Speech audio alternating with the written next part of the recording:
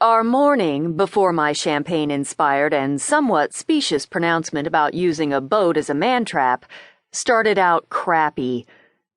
Men and dogs, I told Jan as we sat in my living room earlier that day. My friend dabbed a tear and snuffled. They sure are, Hetta. Jan, I didn't say men are dogs. I said men and dogs. In my opinion, men aren't worth a damn until they're 50, and dogs until they're 5. Jan bobbed her head and said with a pout, Nice dogs are easy to find, not like men. So true, I agreed. Of course, some say that men and buses come along every 15 minutes, but I say most aren't headed in the right direction. That Richard of yours, he sure ain't no first-class ride, so to speak. But never fear, because... I cranked up the CD player and sang along with Martha Wash as she belted out, Men! Hallelujah, it's raining men! For effect, I added a few holy roller moves to my routine and finished by tossing a chenille throw over my shoulder a la James Brown. It was a spectacularly uplifting performance, should you ask me. Jan, however, gave me a dolefully and decidedly unlifted and sodden gaze while blowing her nose into her equally sodden Hermes kerchief. Critics abound. But what should I do? Dump him. BD... I caught myself before using my nickname for her boyfriend. BDR, Big Dick Richard. I didn't think this the suitable moment to remind Jan of, in my opinion, Richard's sole asset. The man is a roue, a common boulevardier, a gigolo, if you will. An unwelcome image of Richard Farnsworth III, he pronounced it Richard the phony, popped into my mind.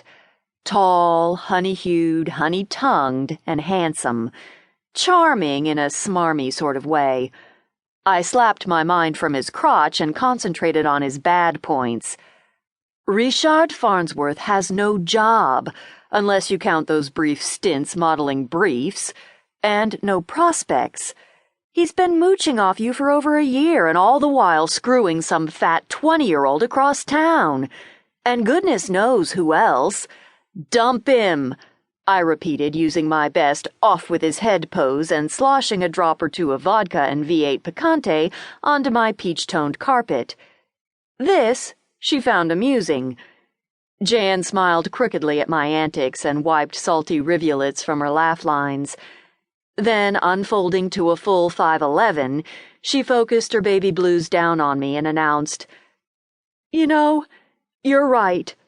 I should and will dump the sorry SOB.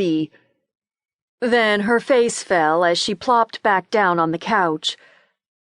But then I'll be all alone like you. I flumped down beside her. I'm not alone. I have RJ. Huh, she grunted.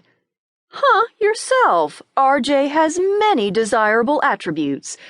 Beautiful red hair, big brown eyes with lashes to die for, keen intelligence, and he's totally devoted to me. I can quite overlook his house-rattling snores and noxious farts. RJ is a dog, Jan declared unkindly. Yeah, well, so is BDR. At least RJ has a pedigree. Richard's a cur. I suspect RJ's papers are forged, Jan challenged.